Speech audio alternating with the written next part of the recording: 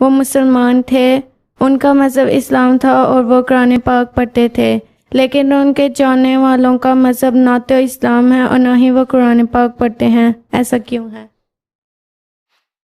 وہ ہندو سے مسلمان ہوئے تھے، ہندو تھے پہلے، ہندو سے مسلمان ہوئے تھے، ٹھیک ہے؟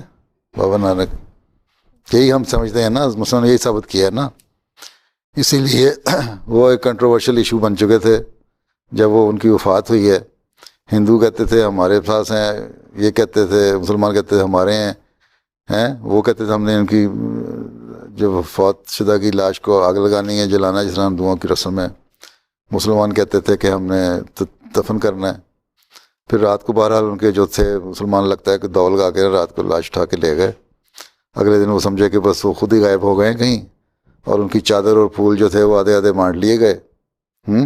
ہندوؤں نے کہا ہم اس کو آگ لگا دیتے ہیں، انہوں نے کہا ہم اس کو دفنا دیتے ہیں، تاکہ اس لیے اب تک بابا نانک کی قبر کا پتہ نہیں لگتا، ٹھیک ہے؟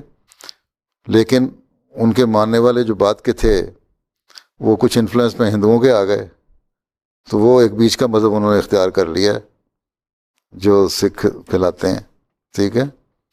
تو جس طرح باقی مذہب لوگ بگڑ گئے ہیں نا، بزرگوں کے ماننے والے، یہ نبیوں کے ماننے والے، یہ نبی تو نہیں تھے لیکن ایک ولی اللہ تھے، اور ان کو